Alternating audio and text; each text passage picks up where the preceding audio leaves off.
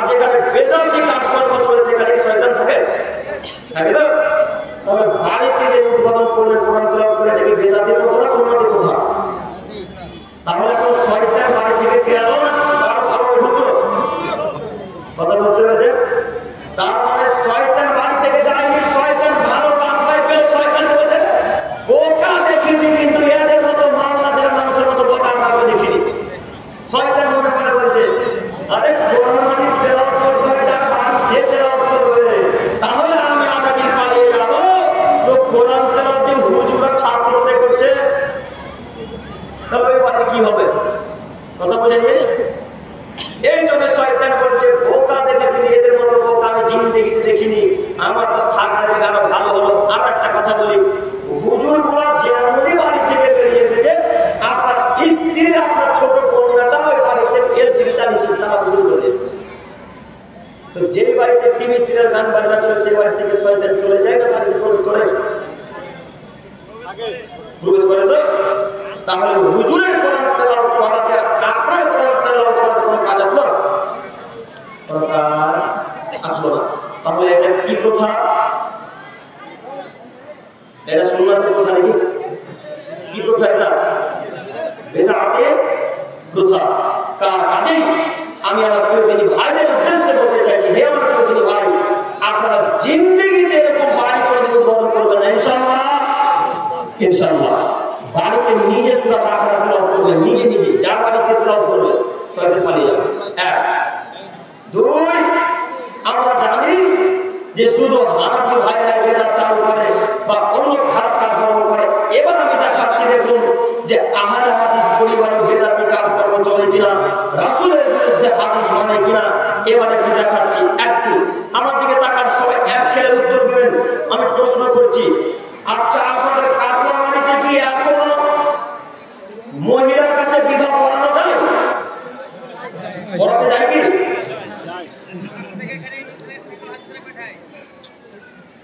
একটু আমার দিকে তাকান, আপনাদের এই মালদা জেলাতে এখনো মহিলাদের কাছে বিবাহ করানো হয়? হয়। ওই বিবাহ পরে এখনো সম্মিলিত মোনাজাত হয়? হয় না? আলহামদুলিল্লাহ। এবার আপনাকে বলতে চাইছি যে মহিলাটার কাছে যে বিবাহ করাতে পাঠালেন, তো ওই মহিলাটার কাছে তার বাপ ব্যতীত এমন কোন মায়ের বেটার যাওয়ার কোন অধিকার আছে? আছে? আপনার কি বলেন? নাই। আপনার হুজুর 4 জন সাক্ষী কিভাবে মহিলার কাছে পাঠালো? আচ্ছা বলেন তো, 4 জন সাক্ষী কি প্রমাণ করতে লাগে? এই ছেলেগুলো ভালো বুঝে না। 4 জন সাক্ষী কি প্রমাণ করার জন্য লাগে? জেনা প্রমাণ করার জন্য লাগে। 4 জন সাক্ষীকে যদি দিয়ে দেয় যে ওই ছেলে মেয়েটা জেনা করেছে, তাহলে আসলে জেনা করেছে। আর আল্লাহ নবী বলছেন যে বিবাহে 2 জন সাক্ষী লাগে। কয়জন? 2 জন সাক্ষী লাগে। তো যে মহিলাটার কাছে বিবাহ করাতে পাঠালেন, ওকে জেনা প্রমাণ করার জন্য পাঠালেন নাকি? তাহলে মহিলাটার কাছে গেল কোনো বিবাহ করাতে? এক। আল্লাহ নবী বলছেন তার বাপ শুধু অনুমতি নিয়ে আসবে। তার বাপ যদি বেঁচে না থাকে তাহলে তার চাচা অনুমতি নিয়ে আসবে। তার চাচা যদি না থাকে তাহলে মহিলার বড় দাদা অনুমতি নিয়ে আসবে। এখন আপনাকে বলছি, ওই বরের সাথে 3-4 জন ছেলে চুল্লু মার্কা চুলগুলো একেবারে এদিক আছে এদিক নাই, এদিক আছে এদিক নাই, এরকম ছেলে ওরা সাক্ষী পাঠাচ্ছে, বিবাহের সাক্ষী জন্য 4 জন যাচ্ছে। ওরা কেউ খারাপ নজরে দেখবে না? কথা বলে না? দেখবে কি? দেখবে। তাহলে এখন আপনি বলেন এই নীতি জায়েজ না না জায়েজ? যে না জায়েজ। তাহলে আপনারা এখন পর্যন্ত কেন মহিলার কাছে বিবাহ করাতে পাঠাবেন? মহিলার কাছে বিবাহ করা হারাম, মহিলার কাছে বিবাহ করা হারাম, মহিলাদের কাছে বিবাহ করা হারাম। এমন কোন মায়ের বাড়ির ক্ষমতা আছে বলতে পারে মহিলাদের কাছে বিবাহ করা যায়? ওকে একেবারে কবর না দিয়ে চলে যেতে হবে, একদম করে নয়। আবার বলে যাচ্ছি মহিলাদের কাছে বিবাহ করা হারাম।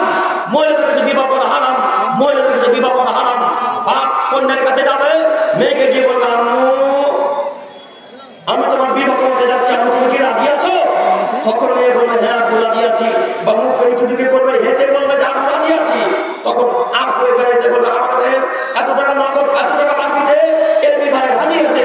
আমার মেয়ে এত টাকা নগদ এত টাকা বাকি দে, এর বিবাহে রাজি আছে। তখন বিবাহ করানো শুরু হয়। বলেন এই নীতি পেলেন কোথায়? এই নীতি কোথায় পেলেন যে মহিলার কাছে বিবাহ করানো যাবে? আপনি কেন শুধু হানাফি ভাইদেরকে গালি দেন? কেন হানাফি শুধু হানাফিদের বিরোধিতা করে? শুধু হানাফিদের বিরোধিতা কেন আপনারা করবেন? একবার হানাফি পরিবারের বিরোধিতা করলেন না কেন? একবার বলতে পারলেন না জনাব আপনি যে মহিলার কাছে বিবাহ করার জন্য 4 জন মানুষ পাঠাচ্ছেন, আবার উকিল বাপ লাগে? মামলাতে উকিল বাপ লাগে কি লাগে? মানুষ বোকা দেখেছেন, এত বড় বোকা দেখিনি। বাপ বেঁচে আছে উপস্থিত, উকিল বাপ কি করবে এখন? যে আল্লাহ নবী বলছেন যে একটা মেয়ে যদি হিন্দু খ্রিস্টান থেকে মুসলিম হয় আর ওই মেয়েটাকে যদি বিবাহ করতে চাইতে তাহলে এখন কে বিবাহ দেবে? একজন তো গার্জেন হওয়া লাগবে। দেশের যারা দায়িত্বে আছে, নেতা মানুষ যারা ইসলামিক, তারা দায়িত্ব নিয়ে মহিলাটা বিবাহ দিয়ে দেবে ছেলের সাথে। তো এই দায়িত্ব পালন করবে কে? দেশের নেতা, সরকার, মানুষেরা। এখন যে মহিলাটার কাছে উকিল বাপকে পাঠালেন, নেতা হিসেবে পাঠালেন, সরকারকে পাঠালেন, ওই মেয়েটার বাপ বেঁচে নেই। কথা বলতে পারি না মুরব্বী সাহেবগণ, চাচারা, আপনারা বুঝতে পারছেন কথা? মহিলাটার কাছে বিবাহ করাতে পাঠালেন, মহিলাটার বাপ বেঁচে আছে কিনা? নেই, আছে। তাহলে মহিলার কাছে বিবাহ করা জায়েজ হলো না না জায়েজ হলো? না জায়েজ হলো। তো আপনারা বিবাহ করাতে পারছেন কেন? আপনারা অমুক গ্রাম থেকে এসে বলছেন অমুক গ্রামে একটা বিবাহ খেতে গিয়েছিল, এইভাবে বিবাহ করানো। নিজের গ্রামে যে এইভাবে কথা চলছে, বেদাতি কথা চলছে, একবার হুজুররা বললেন না আহলে হাদিস পরিবার নাম দেয়, আহলে হাদিস নাম দিয়ে বেদাতি কাজকর্ম করে, আহলে হাদিস পরিবারে এরকম বেদাতি কাজকর্ম চলে। আমরা মহিলাদের কাছে বিবাহ কেন করাবো? মহিলাদের কাছে আমরা কোনো বিবাহ বলতে পারবেন না কেন? আগে নিজের দুর্নাম করবেন, নিজের সমালোচনা করবেন, তারপর অন্য কোনো জাতির সমালোচনা করবেন। কথা বুঝেননি?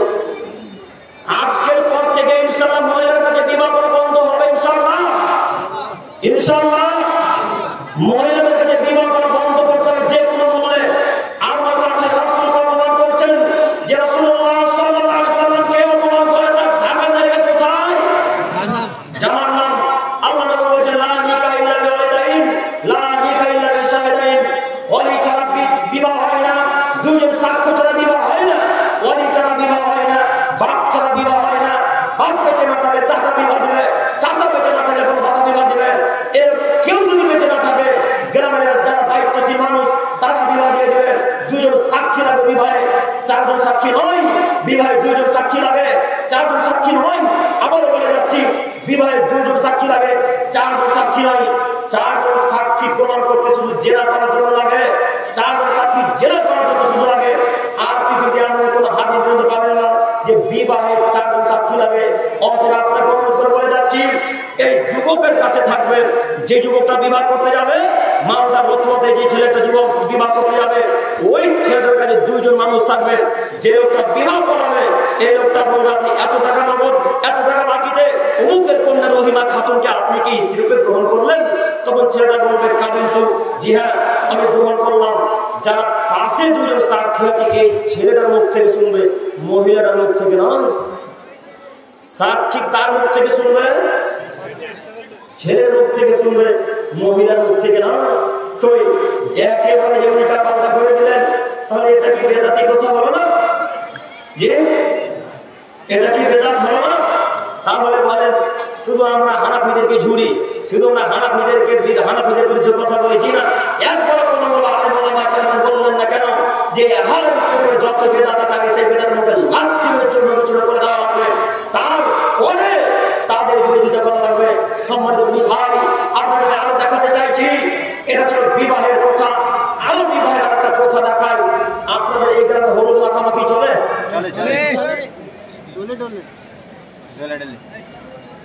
হলুদ মাখামাখি হয়?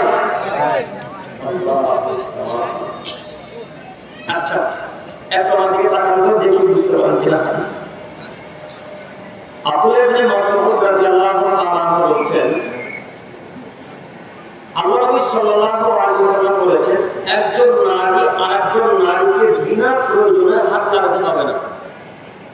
কথা বুঝতে পারছেন আপনারা তো? একদম কথা আল্লাহ নবী বলেছেন, হাদিস সহিহ মুসলিম মিসকাতে, একজন নারী আরেকজন নারীকে জরুরি প্রয়োজন ছাড়া এইভাবে গা তার লাগতে পারবে না, হাত তার গায়ে লাগাতে পারবে না। কেন? কান্নাহু ইয়ানজুরু ইলাইহা, যদি ওই মহিলাটা অন্য একটা মহিলার গায়ে হাত দেয়, তাহলে এই মহিলাটা রাতের বেলায় তার স্বামীকে বলবে, হ্যাঁ গো, রহিমার গায়ে এত নরম, রহিমার জায়গায় ওই হাতখানে এত মোটা, এই বাক্য তার স্বামীকে বিবরণ দিবে। তখন তার স্বামী অন্তরে চোখ দিয়ে জেনা করবে। কথা বুঝাতে পারলাম না? অন্তরে চোখ দিয়ে জেনা করবে। আচ্ছা, জরুরি কথা এখানে বলতে চাইছি যে আল্লাহর নবী একটা মহিলাকে আর একটা মহিলার গায়ে হাত লাগাতে নিষেধ করলেন, তাই না? কথা বলেন একটু। একটা মহিলাকে আর একটা মহিলার গায়ে হাত লাগাতে নিষেধ করলেন। তো একটা মহিলা যদি আর একটা মহিলাকে এইভাবে স্পর্শ টাচ করতে না পারে, তাহলে বিবাহের অনুষ্ঠানে দেওয়াকে ভাবি কিভাবে রোদ মাখাতে পারে গো? কথা বুঝতে পারলাম না মনে হয়। মহিলা আর একটা মহিলাকে ভালোভাবে কাজ করতে পারে না বিনা প্রয়োজন ছাড়া, তাহলে একজন নারী আর একজন তার দেবরকে কিভাবে হলুদ মাখাতে পারে? এই কাতরমারি পুরুষরা কি সবাই কাপুরুষের বাচ্চা? কাপুরুষ? বিবাহ করবো আমি আর আমার বউ হলুদ মাখাবো আমার ভাইকে, ওই দাঁত ভেঙে দেবো 32টা দাঁত লাগবে। বিবাহ করবো আমি আর আমার বউ আমার ভাইয়েরা হবে, তুমি কি পেয়েছো? মোহর লড়াই করবো আমি, টাকা দিব আমি, তোমার সাহেবেরা সব কিনে দেবো আমি, আর তুমি আমার ভাইকে হলুদ মাখাবো, দাঁত ভেঙে দেবো। কেন হলুদ মাখাবে তুমি? আমি কি কাপুরুষ নাকি? বিবাহ করেছি আমি, আমাকে তুমি রাখবে। বিবাহ করেছি আমি তোমাকে দেখবো, আমার চাচা ভাই খালাতো ভাই দেখতে পারে? পারে না। তাহলে আপনার বউ আপনার চাচা আপনার নিজের ভাইকে হলুদ মাখাতে পারে কি করে? আপনি কত বড় বেহায়া, বেহায়া বাচ্চা বেহায়া! আপনি বলছেন আপনার স্ত্রীকে, একটু ভাইটি হলুদ মাখিয়ে দেবে না, যে হলুদ মাখিয়ে তাড়াতাড়ি বিয়ে দিয়ে যাবে, গোসল করবে, বলে কি? বলে। তাহলে একে যদি আপনি পুরুষ বলেন, তাহলে আসলে পুরুষ কে গো? একে যদি আপনি পুরুষ বলেন, তাহলে আসলে পুরুষকে? আপনি শুধু মনে করছেন যে বেদাত আমরা করি না, বেদাত শুধু হানা ফিরে করে, তাই না? আমরা একেবারে সবে মানা হাজার সবকে সালেহিনদের মতো, জি না? তাদের নীতিতে আসতে হলে এই নীতির মুখে লাঠি মেরে আমরা লাগু করেন ভাই। তাহলে কি পুরুষ মানুষ হলুদ মারতে পারে না?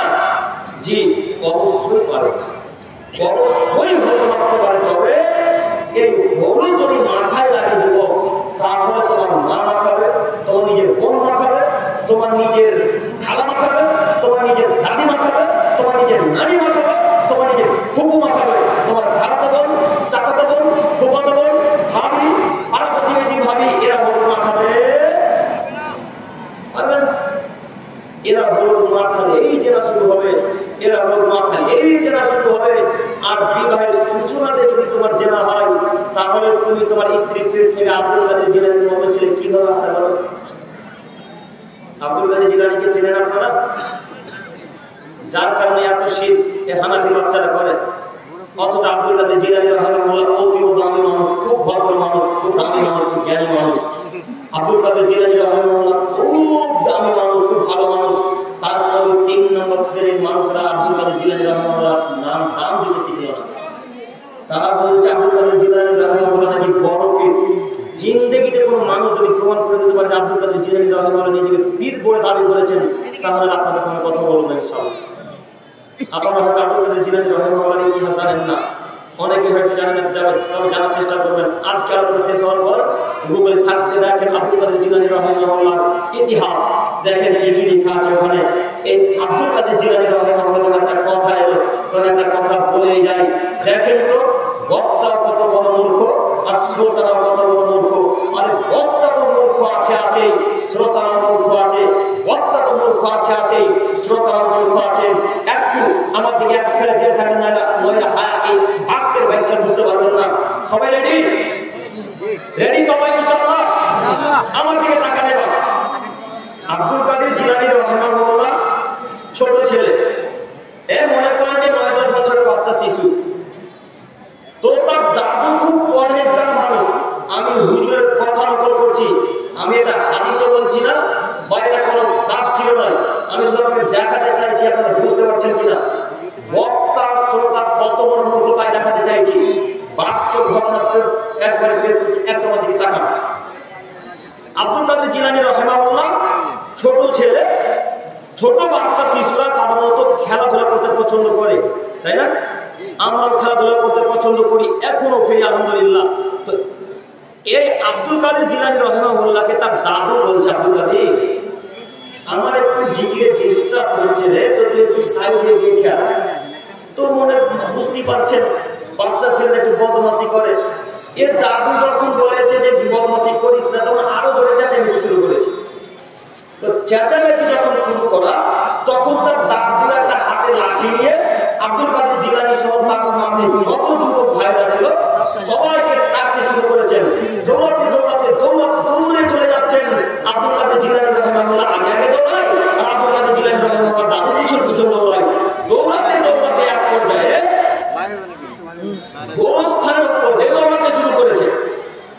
এক খেলতে থাকেন, দৌড়াতে দৌড়াতে এক পর্যায়ে গোরস্থানের উপর দিয়ে দৌড়াতে শুরু করেছেন। তো আব্দুল কাদের জিলানী রাহিমাহুল্লাহ জোর গলায় চেঁচিয়ে বলছেন, সবাই দৌড়ে পালাও, আমার দাদু আমাকে তাড়া করেছে, তোমরা সবাই দৌড়ে পালাও। তখন হুজুর বলছে আব্দুল কাদের জিলানী রাহিমাহুল্লাহ যেমনই গোরস্থানে গিয়ে সবাইকে দৌড়ে চলে যেতে বলেছে, তখন যত কবরবাসী ছিল সবাই কবর থেকে উঠে আব্দুল কাদের পিছনে দৌড়াতে শুরু করেছে। শ্রোতারা বলছে সুবহানাল্লাহ। কথা বুঝতে পারলেন? বুঝতে পারলাম না? কথা বুঝতে পারলে? আপনারা বলেন তো দেখি, কবর ফেটে মানুষ কখন উঠবে? কিয়ামতের দিন, যেদিন ইসরাফিল আলাইহিস সালাম ফুঁক দিবেন, ইয়াউমা ইনফাখু ফিস-সূর, যেদিন ইসরাফিল আলাইহিস সালাম ফুঁক দিবেন, ফাফাযা মান ফিস সামাওয়াতি ওয়া মান ফিল আরদ, আসমানের জমিনে যা কিছু সবাই বের হয়ে যাবে, এরা সবাই রবের দিকে ছুটতে থাকবে। আচ্ছা, আল্লাহ বলছেন ইসরাফিলের ডাকে কবর থেকে মানুষ উঠবে, আর হুজুর বলছে যে আব্দুল কাদের জিলানী ডাকে নাকি কবর থেকে মানুষ উঠে গেল। মানুষ বোকা হলে এত বোকা হতে হয়? যত শ্রোতা সবাই বলছে সুবহানাল্লাহ, তার মানে কারোর বিদ্যা বুদ্ধি কাজ করে না যে কবর থেকে কোনো মানুষ মানুষের ডাকে উঠতে পারে না। তো বলেন আব্দুল কাদের জিলানী রাহিমাহুল্লাহ ডাকে কিভাবে আপনার কবরবাসী কবর থেকে উঠলো? ওই হুজুর আপনাদের চেয়ারে বসে বক্তব্য রাখছে, সভাপতি পাশে বসে আছে, জনগণে কেউ কিছু বলবে না। একবার বললো না যে এই বক্তব্য কিসের জন্য রাখলেন, কোন ভিত্তিতে রাখলেন, কিসের ভিত্তিতে রাখলেন, কোন তাফসীর গ্রন্থের ভিত্তিতে রাখলেন, এ বাক্য একবার কেউ জিজ্ঞাসা করল না। ঘটনা কি সত্য নাকি? ঘটনা একেবারে মিথ্যা। আপনার হুজুরকে বলে যাচ্ছে, হুজুর একটু বিবেচনা করে বক্তব্য রাখার চেষ্টা করেন, একটু বিবেচনা করে বক্তব্য রাখার চেষ্টা করেন। আর ওই বুখারী মুসলিম হাদিসটা অনুসরণ করেন। কোন বুখারী মুসলিম? আল্লাহ বলছে, মান কাদা আলাইহি মুতাআম্মিদান ফালিয়াতাবাওয়াহু মাকআদাহু মিনান নার।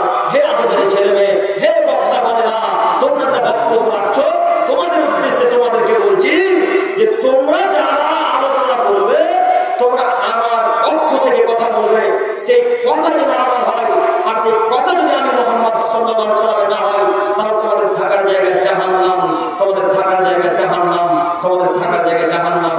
এখন আপনাকে বলছি, বলুন, হুজুর বলছে বিবাহে মহিলার কাছে বিবাহ করাতে হবে, হুজুর বলছে যে বিবাহ করা হাত তুলে মুনাজাত করা লাগবে, তাহলে এরা কি আল্লাহ রাসূলকে সম্মান করলো না আল্লাহ রাসূলকে অপমান করলো?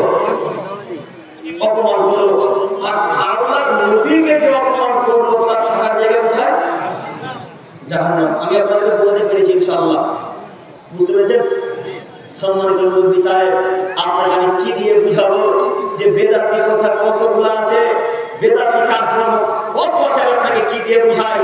এরপরে আবারও বলি আপনাকে, হুজুরের কথা বলতে গিয়ে আমরা এতদূর পর্যন্ত থেকে গেলাম।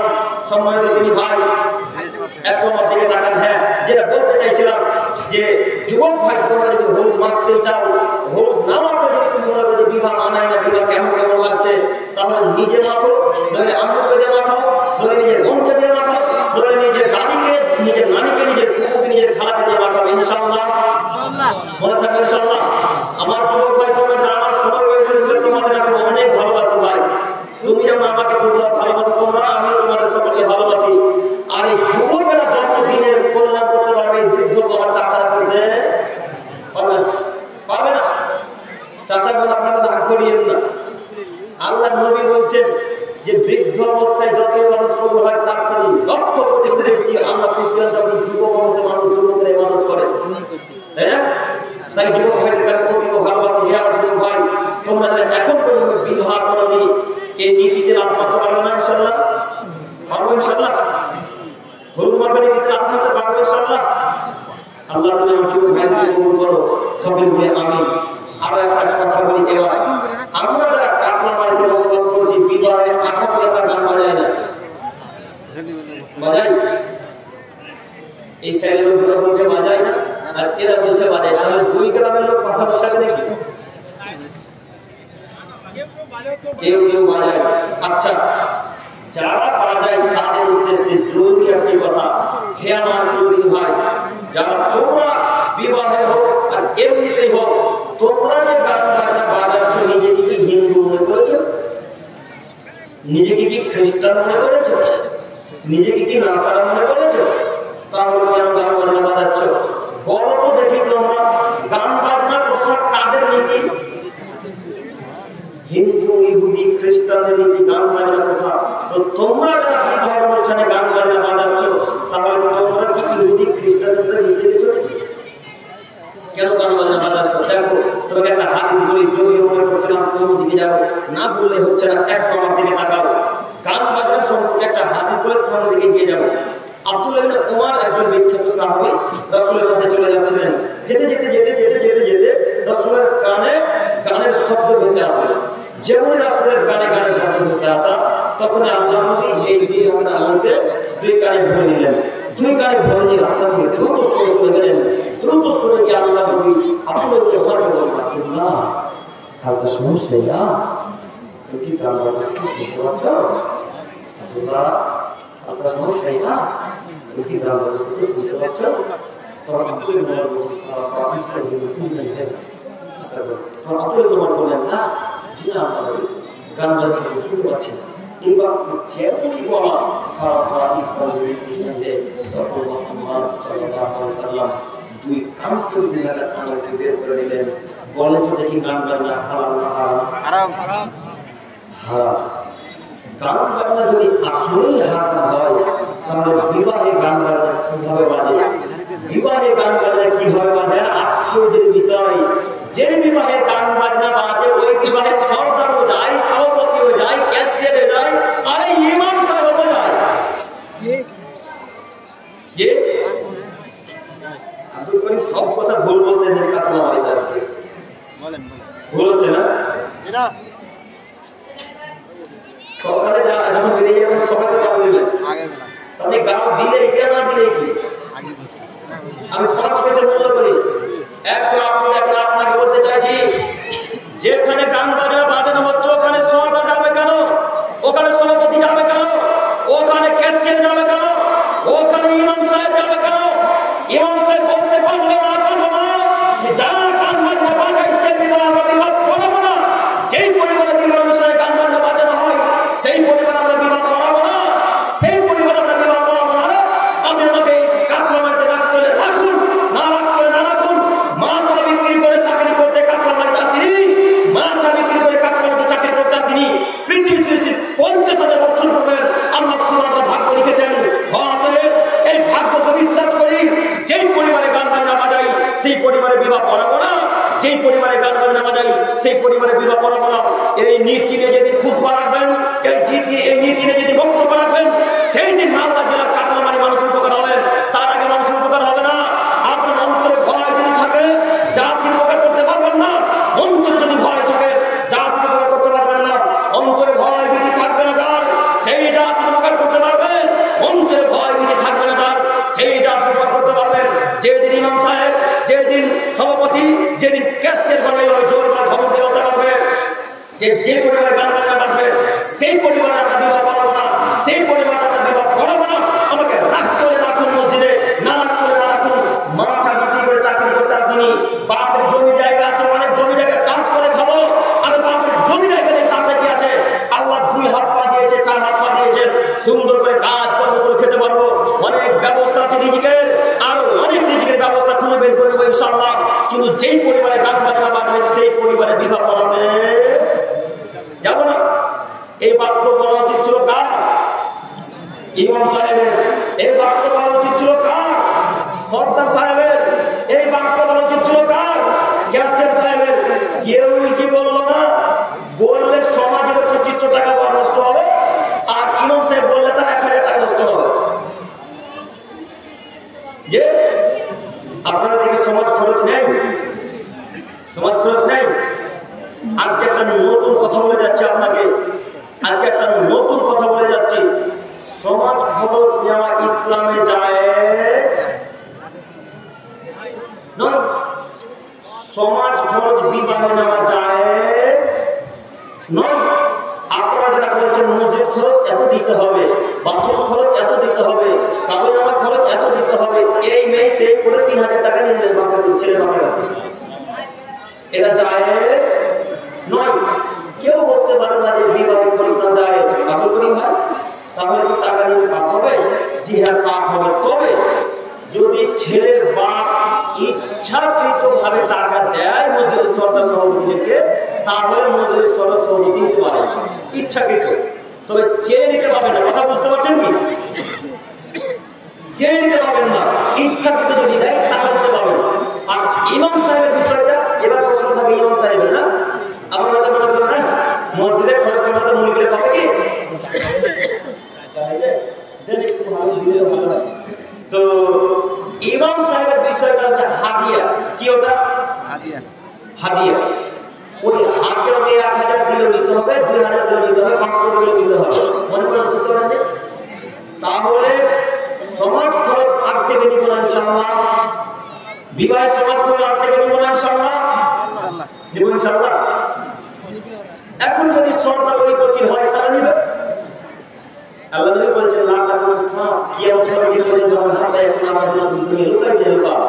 যতদিন পর্যন্ত অধমের সন্তান অধম, অযোগ্য ছেলে অযোগ্য, বেহায়ার ছেলে বেহায়া পর্যন্ত সমাজে নেতৃত্ব না দিচ্ছে, সরকারের দায়িত্ব পালন না করছে, ক্যাশের দায়িত্ব পালন না করছে, যতদিন পর্যন্ত সমাজের দায়িত্ব না পালন করে ততদিন পর্যন্ত কিয়ামত হবে না। আল্লাহ নবী বলছেন। এবার আপনাকে বলতে চাইছি, সমাজ খরচ আপনি নিতে পারবেন না। সম্মানিত মুরব্বী সাহেব, সম্মানিত ভাই, আপনাকে আমি অনুরোধ করে বলতে চাইছি যে সমাজ খরচ নিবেন না, নিলে অত্যাচার করা হবে বাপের উপর, বাপ ছেলের বাপের উপর।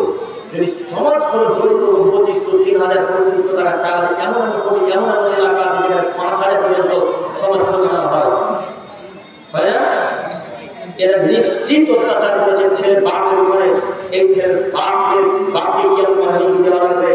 ছেলের বাপের উপর অত্যাচার হলো।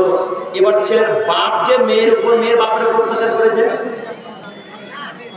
এবার কি হবে? ছেলের বাপের উপর অত্যাচার হলো 5000 টাকা নেওয়াতে। এবার ছেলের বাপ যে মেয়ের বাপের উপর অত্যাচার করেছে একটা কেটিএম গাড়ি নেওয়াতে। কথা বুঝতে পারিনি? কথা বুঝতে পেরেছেন? আপনার আব্বু বলছে ভাই আপনারই তো বেটি আসা যাওয়া করবে, একটা গাড়ি দিলে কেমন হয়? দেখছেন টাকা মানে অন্যার কত দামি যুক্তি হয়, কি সুন্দর টেকনিক। বলছি যে ভাই আপনার জামাই বেটি তো গাড়িতে যাতায়াত করবে, তো একটা গাড়িগুলো দিলে কেমন থাকতে হয়? তখন মেয়ের বাপ লজ্জায় করবে যে হ্যাঁ বিহার দিলে তো ভালো হয়। তখন মেয়ের বাপ কষ্ট করে, তখন মেয়ের বাপ ছেলের বাপ ছেলেকে একটা কেটিএম বা আটটে গাড়ি দিচ্ছে। আচ্ছা যুবক, তোমাকে বলছি, টাকা তুমি আমার দিকে টাকা, তোমার বিবাহ করো। তোমার বাপকে তুমি বলতে পারলে না যে আব্বু আমি কি কাপুরুষ? আব্বু আমি কি কাপুরুষ? আমি কেন মেয়ের বাপের কাছ থেকে কম নিবো? বাবু আমরা কম নিবো না। আব্বু কম নিবো না, আমরা কম নেওয়া হারাম। আব্বু আমরা আগে বলা নাই কারণ কাছ থেকে শুনেছি আপনি, আমরা কম নিবো না। এই বাবু বলতে পারলেন না কেন? তার মানে আপনার অন্তর বলেছে দিলেই ভালো হয়, দিলেই ভালো হয়, দিলেই ভালো হয়। মাঝে মাঝে সামসি স্টেশন যাবার মাঝে মাঝে বাড়ি চলে আসবে। হ্যাঁ, এই যুবক তোমাদেরকে বলছে, তোমরা শোনো, মেয়ের বাপের কাছ থেকে গাড়ি কিনে আমার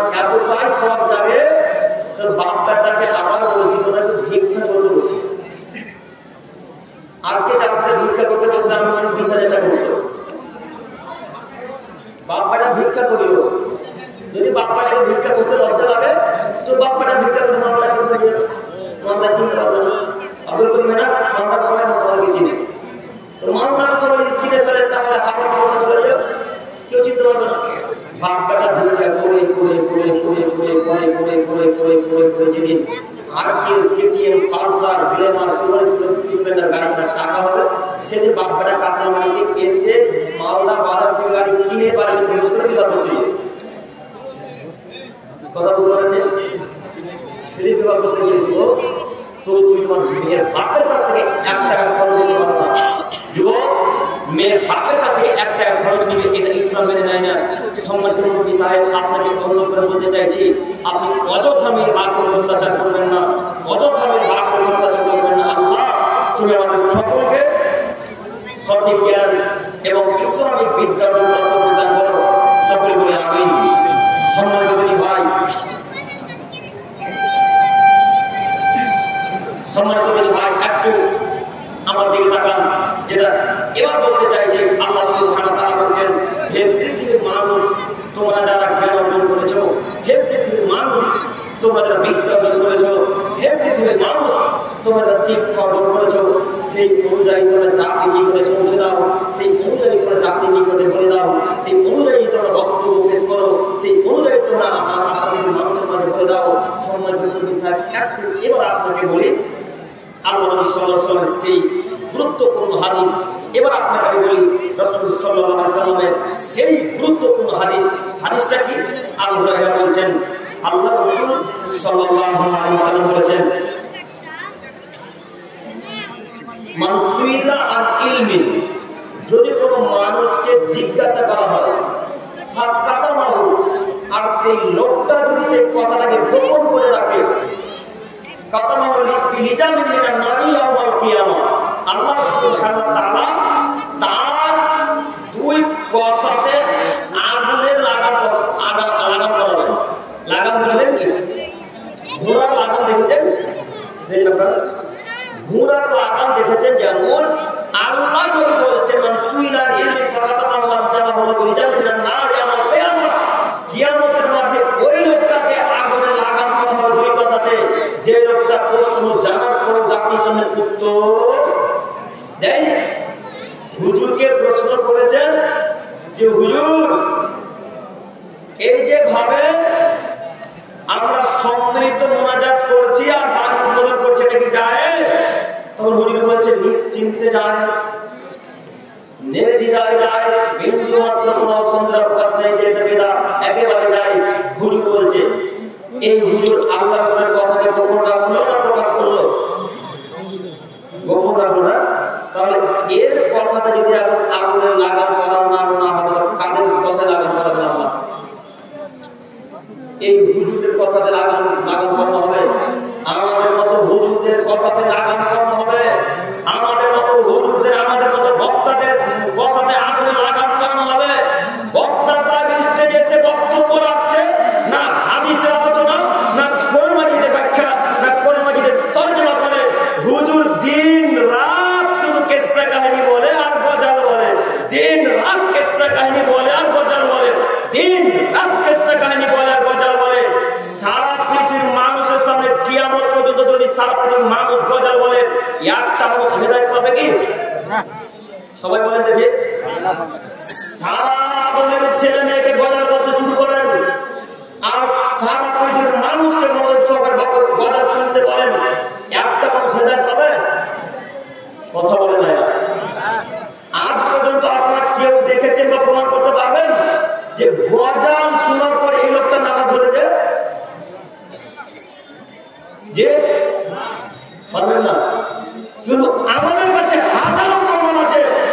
দিন রাত মানুষ ফোন করে বলে, আব্দুল করিম ভাই, আপনার বক্তব্য শোনার পর দাড়ি ছেড়েছি, আপনার বক্তব্য শোনার পর 5 ওয়াক্ত সালাত আদায় শুরু করেছি, আপনাদের বক্তব্য শোনার পর আমরা বিড়ি গুটখা খেতাম, বিড়ি গুটখা ছেড়ে দিয়েছি। হুজুর যে 20টা 25টা 10টা 15টা গজল বলল, এই 10টা 15টা গজলের জায়গায় যদি 3টা থেকে 4টা 5টা 6টা হাদিস পেশ করতো, তাহলে গজল যে জায়গাতে বলা হয় সেই জায়গাতে হাদিস মানুষ শুরু করতো না। কথা বলতে পারি না। শুনো, মানুষ পরিবর্তন হতো কি হতো না? আশাবাদী বলতো এখানে এখন হয়তো 2-3 হাজার লোক আছে, 2-3 হাজারের মধ্যে সবাই আজকে হেদায়েত পাবে এটা আমরা বলতে চাইছি না। 2-3 হাজারের মধ্যে একটা মানুষ যদি হেদায়েত পায় তাহলে আজকে জালসার সফল ইনশাআল্লাহ। তো একজন তো হেদায়েত পাবে। তো আপনার হুজুর যে এতক্ষণ ধরে গজল বলে, এতক্ষণ পর্যন্ত গজল বলে যে একবার নিষেধ করতে পারেন না কেন বলেন? হুজুর এমন গতিতে গজল বলছে, কোনটা ওই শিরকি গজল কোনটা বেদাতি গজল হুজুর পার্থক্য করতে পারে না। যদি হুজুর পার্থক্য করতে পারত তাহলে হুজুর বলতো এই পৃথিবীর সৃষ্টি তোমার নামের ওসিলায়, ও মদিনার কামলিওয়ালা সবার মুখস্থ আছে না? গজলটা একেবারে স্পষ্ট শিরক। তার মানে কি বলতে চাইছে গজল আপনি জানেন? যে মুহাম্মদ সাল্লাল্লাহু আলাইহি ওয়াসাল্লাম আপনাকে যদি সৃষ্টি না করা হতো তাহলে জাতি কাউকে পৃথিবীতে সৃষ্টি করা হতো না। এই হাদিস একেবারে জাল। আর কত গজল নেবেন আপনি? আপনাদের একটা খুব দামি ফেমাস গজল আছে, ও নবীরে তুই ভাঙলি আমার ঘর, শুনেননি মনে হয়? বুঝলেন না? গজলটাতে এত পরিমাণ শিরক ভরা আছে।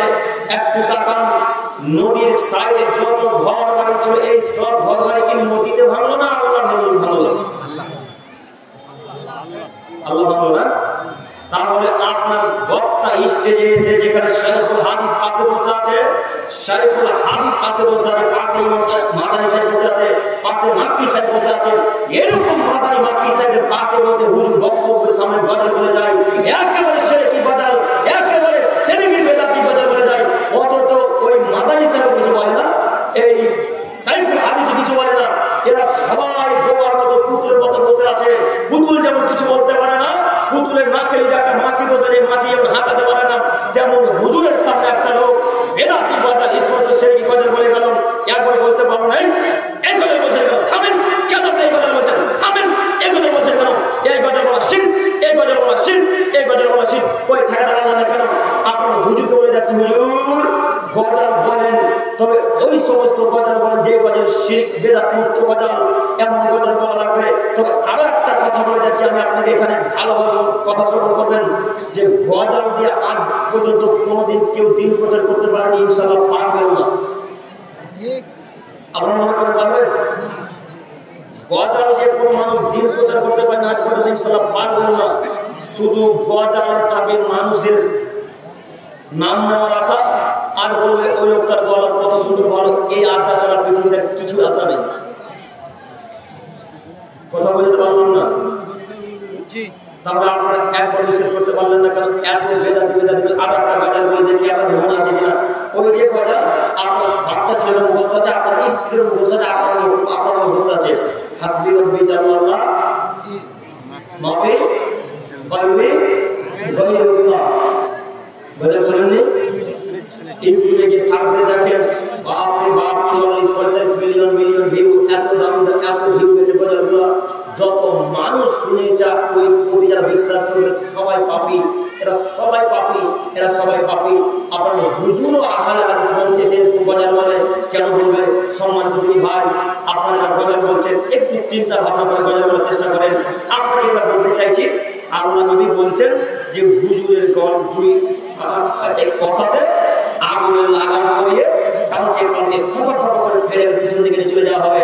এরা হলো হুজুর মানুষ, এরা হলো আলেম মানুষ, এরা হলো বক্তা মানুষ, যারা সঠিক জানার পরেও জাতির সামনে বলেনি, যারা প্রশ্ন করেছে মানুষ আলেম ওলামা ইকরামদের কাছে, কিন্তু নিজের সম্মানের ক্ষেত্রে নিজের ব্যবসাকে টিকে রাখার জন্য, ব্যবসাকে টিকে রাখার জন্য হাদিসকে গোপন করে রেখে বলেছে হ্যাঁ এই ব্যবসা জায়েজ, ওই ব্যবসা হালাল। নইলে আপনার হুজুর কিভাবে বলতে পারে ওই অনলাইনে একটা ব্যবসা কি নাম বেরিয়েছে গো বলেন তো দেখি ভাইরা? অনলাইনে রামি সার্কেল, গোটাই হারাম। রামি সার্কেল খালেন কেউ? গোটাই হারাম, গোটাই জুয়া। ড্রিম কি এরকম আছে? বিটকয়েন না কি আছে গো? বিটকয়েন না, বিটকয়েন, তারপরে কারেন্ট এজেন্সি, এইভাবে কি নাম আছে মনে আসছে না আমার।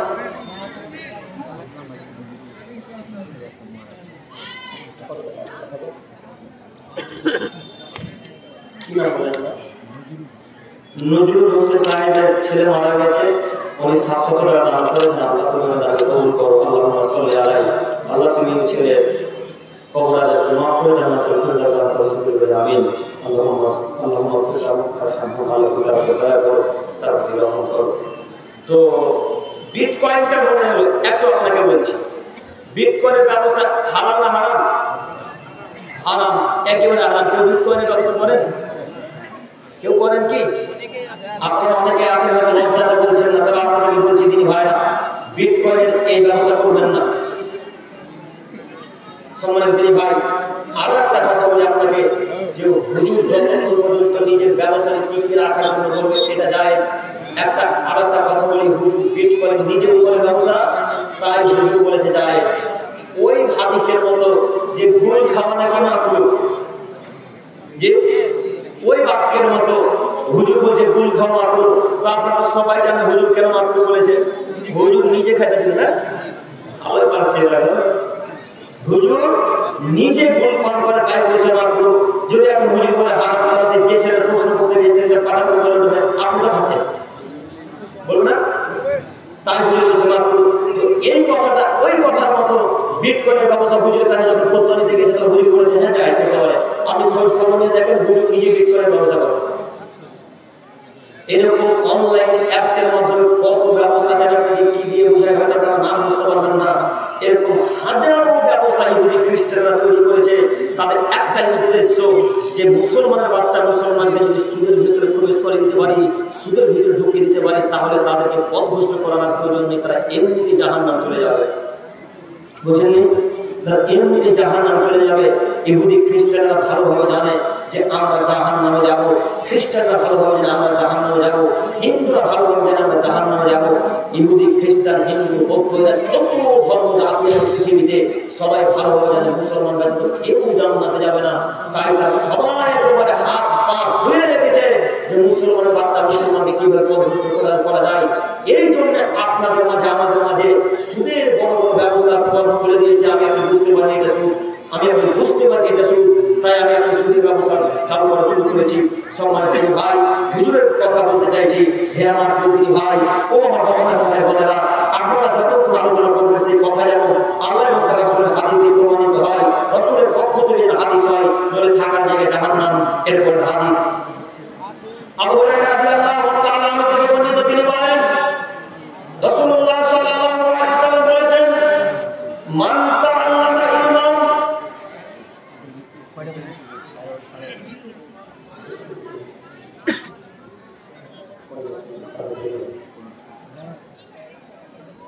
মান তাআল্লামা ইলমান মিম্মা ইবতাগা বিহি ওয়াজহুল্লাহি লা ইয়াতাআল্লামু ইল্লা লিয়ুসিবা বিহি আরদাম মিনাদ দুনিয়া।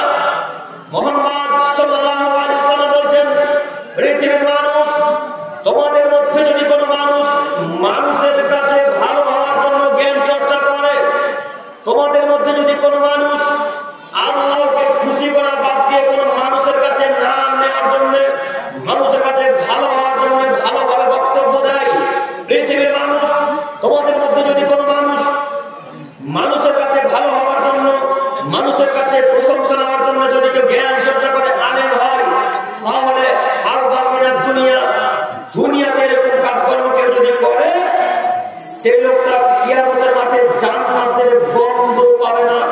সম্মানিত দিনী ভাই, আলেম ওলামায়ে কেরামদেরকে আমি কি দিয়ে বুঝাই? আল্লাহ নবী বলছেন, যারা মানুষের কাছে ভালো হওয়ার জন্য জ্ঞান চর্চা করে, মানুষের কাছে প্রশংসা নেওয়ার জন্য জ্ঞান চর্চা করে, তারা জান্নাতের গন্ধ পাবে না, তারা জান্নাতের গন্ধ পাবে না। বলে এরা কত বড় পাপী, এরা কত বড় পাপী মানুষ, যারা মানুষের কাছে ভালো হওয়ার জন্য বক্তব্য রাখে। এখন আমার অন্তরে এতটুকু মনে করেন 100% এর মধ্যে 99% আল্লাহকে খুশি করার জন্য বক্তব্য রেখেছি। 1% আমার মনে হয়েছে কাতলামানের কোন মানুষ বলুক যে আব্দুল করিম রাহুল ইসলাম ভালো বক্তব্য রেখেছে, আব্দুল করিম রাহুল ইসলাম কাতলামানিতে ভালো বক্তব্য রেখেছেন। এই আশা যদি আব্দুল করিম রাহুল ইসলামের অন্তরে থাকে, তাহলে আব্দুল করিম জাহান্নামে যাবেই, আব্দুল করিম জাহান্নামে যাবেই, আব্দুল করিম জাহান্নামে যাবেন। এখন আব্দুল করিমকে যদি জাহান্নামে মুক্তি পেতে হয়, তাহলে আব্দুল করিমকে আল্লাহর কাছে ভিক্ষা চেয়ে বলতে হবে, আল্লাহ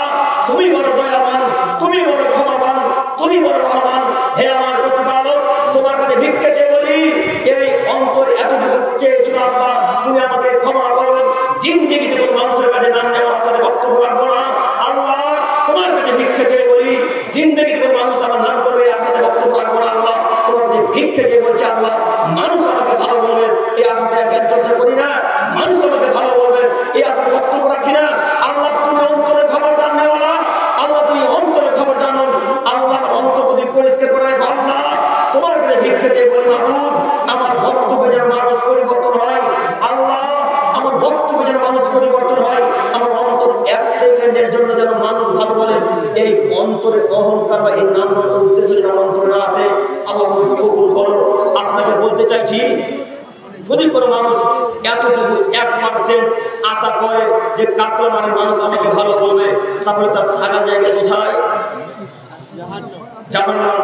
এবার আপনাকে আমি জলজান্ত বাস্তব আপনাদের উদাহরণ দিয়ে দেখাচ্ছি। দেখুন, আপনাদের মসজিদের ইমাম সাহেবের উদাহরণ দিয়ে বলি, একটু আপনি তাকান।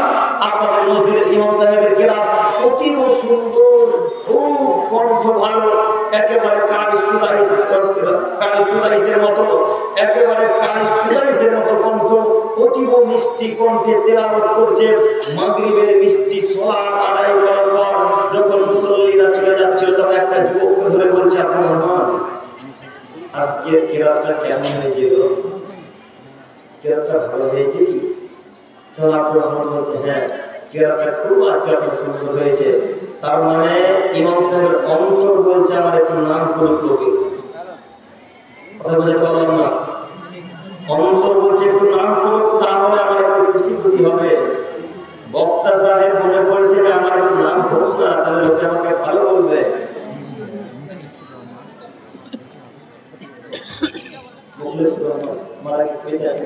অসুস্থ মুখলেসুর রহমান আমার অসুস্থ আছেন, আল্লাহ তুমি আমার আমল করতে তাদের সুস্থতা দান করো। সকলে বলে আমি ইনশাআল্লাহ তাদের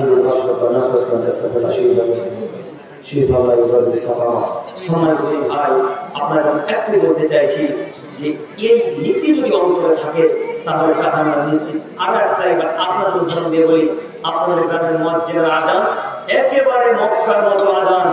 আপনাদের গ্রামের মুয়াজ্জিনের আযান মক্কার মতো আযান। এই মক্কার কণ্ঠে আযান দেওয়ার পরে মাগরিবের সালাত শেষে সবাইকে বলছে, আযানটা কি আজকে ভালো হয়েছে? আজান কণ্ঠ আজকে ভালো ছিল? তখন একটা যুবক বলছে, হ্যাঁ আমার কণ্ঠ খুব ভালো। তখন তার অন্তরটা একবারে মন্ডল আটকে ফুটা হয়। তখন তার অন্তরটা মতিউর রহমান সাহেব সাহাবুদের বিষয়টা নাম করেছেন, আল্লাহ তুমি তাকে কবুল করো, আমিন, আল্লাহুম্মা সাল্লি আলাইহি। তো আমি আপনাকে বলতে চাইছি, এতটুকু কাজ যদি ইসলামের জন্য করেন, একদম কাকে খুশি করার জন্য করবেন? আমাকে। আজকে মনে করেন কোন মানুষ এই জালসা কমিটির দায়িত্বে আছে, সবাই একইভাবে খাটবে, এটা কোনো সম্ভব নয়। প্রত্যেকটা ছেলে একইভাবে দায়িত্ব পালন করবে, এটা সম্ভব নয়। আমাদের কমিটির মধ্যে কোন একটা কমিটি খুব বেশি কাজ করছে, এর মধ্যে সে লোকে যেন আমাকে বলে ছেলেটা কাম করেছে। বুঝতে পারছেন কি?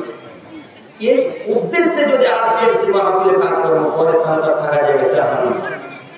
একদম 100-তে 100 আল্লাহর খুশির উদ্দেশ্যে কাজকর্ম করা লাগবে। মনে থাকবে ইনশাআল্লাহ। আল্লাহ তুমি আমাদেরকে বুঝার তৌফিক দান করো, সকলে বলে আমিন। সম্মানিত ভাই, এরপর হাদিস। এবার যে হাদিস বলতে যাচ্ছি সে হাদিস অতীব গুরুত্বপূর্ণ, অতীব মূল্যবান হাদিস। দেখো যুবক ভাই, তোমার উপকার হচ্ছে কিনা। কাব বিন মালিক রাদিয়াল্লাহু তাআলা আনহু বলেন, রাসূলুল্লাহ সাল্লাল্লাহু আলাইহি ওয়াসাল্লাম বলেছেন, মান তালাবাল ইলমা লিউজারিয়া বিহিল উলামা, যদি কোনো মানুষ জ্ঞান অর্জন করে আলেমদের মাঝে ঝগড়া লাগানোর উদ্দেশ্যে। একটু তাকান, আল্লাহ নবী বলেছেন, মান তালাবাল ইলমা লিউজারিয়া বিহিল উলামা, যদি কোনো মানুষ জ্ঞান চর্চা করে আলেমদের মাঝে ঝগড়া লাগানোর উদ্দেশ্যে, আদখালাহুল্লাহু নার, তাহলে আল্লাহ তাকে জাহান্নামে দিবেন। একটু দিকে তাকান, আউলি মারিয়া বিহি সুফাহা, অথচ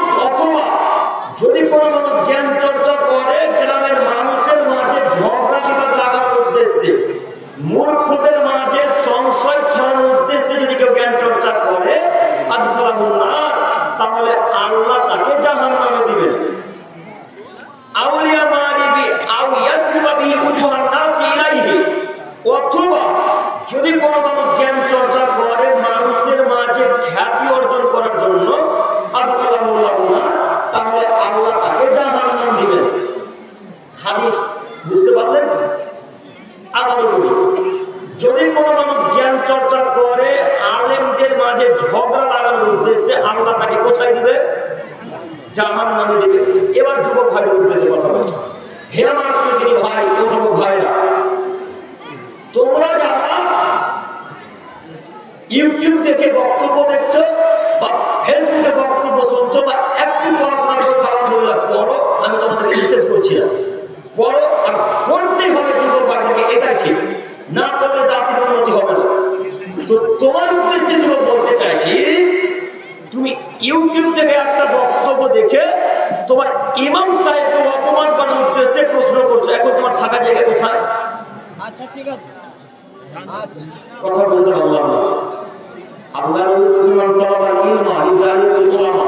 যদি কোনো মানুষ আলেমদের মাঝে ঝগড়া লাগানোর উদ্দেশ্যে জ্ঞান চর্চা করে তাহলে তার থাকা জায়গা কোথায়? জাহান্নাম। আপনি ইউটিউব থেকে একটা ফতোয়া দেখেছেন, আসলে ফতোয়াটা ভালো, মনে করেন মোহাম্মদ আবু বকর জাকারিয়া তিনি ফতোয়া দিয়েছেন, চিনেন মোহাম্মদ জাকারিয়া আবু বকরকে? চিনেন না? মনে করেন আসাদুল্লাহ আলমারি ফতোয়া দিয়েছেন, মনে করেন আব্দুল রাজ্জাক ইউসুফ ফতোয়া দিয়েছেন। এই ফতোয়াটাকে গ্রহণ করে এসে আপনাদের ইমাম সাহেবকে প্রশ্ন করছেন, ইমাম সাহেব এটা করা যাবে? তখন ইমাম সাহেব বলছে তাই তো বুঝতে পারছি না।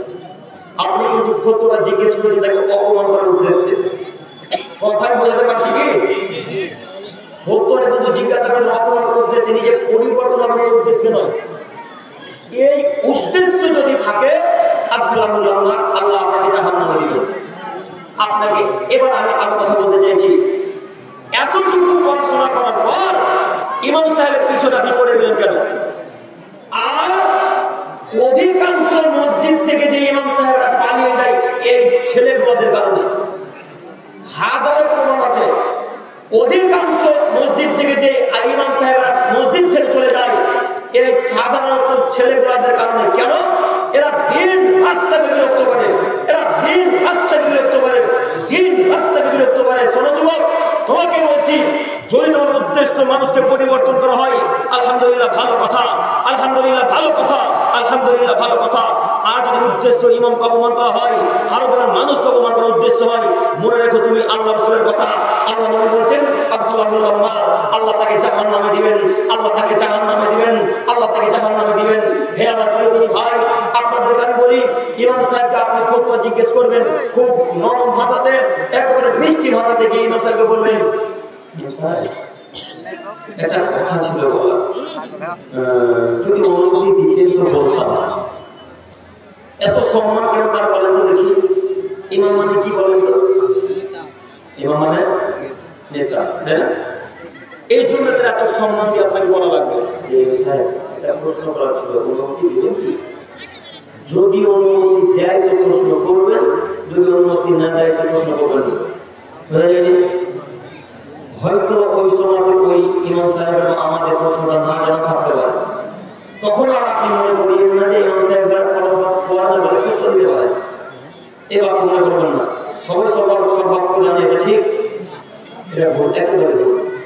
এবার আপনাকে বলি যে ইমাম সাহেবকে অপমান করার উদ্দেশ্যে যদি কোনো মানুষ জিজ্ঞাসা করে বা জ্ঞান চর্চা করে বা কোনো ফতোয়া জানে, তাহলে এর থাকার জায়গায় জাহান্নাম। এখানে একটা আরো কথা বলা জিজ্ঞেস করছি, সেটা হচ্ছে এই যে ইমাম সাহেবকে কোনোদিন আপনারা আদেশ করবেন না। কেমন আদেশ? ইমাম সাহেব ওই বধনা পড়ে আছে মানে তুলেননি কেন? বধনা বুঝেন কি? লোটা লোটা ওই করার বধনাটা। ইমাম সাহেব মসজিদ ঝাড়ু দেননি কেন? মসজিদ এখন অপরিষ্কার আছে মানে মসজিদ ঝাড়ু দেননি কেন? এরকম আপনার বাড়ির মানুষ বলে? আচ্ছা, আপনাদেরকে বলছি, যারা আপনারা এইভাবে ইমামকে ধমক দিয়ে কথা বলছেন, আপনি চাকর পেয়েছেন নাকি? হ্যাঁ, আপনি চাকর পেয়েছেন বাড়ির? ইমাম সাহেব ওইভাবে আপনার ইমাম সাহেবকে ধমক দিয়ে কথা বলবেন কেন? আপনি ইমাম সাহেবকে ধমক দিয়ে কথা বলবেন? ইমাম মানে নেতা, ইমাম মানে নেতা। ইমাম সাহেব যা বলবে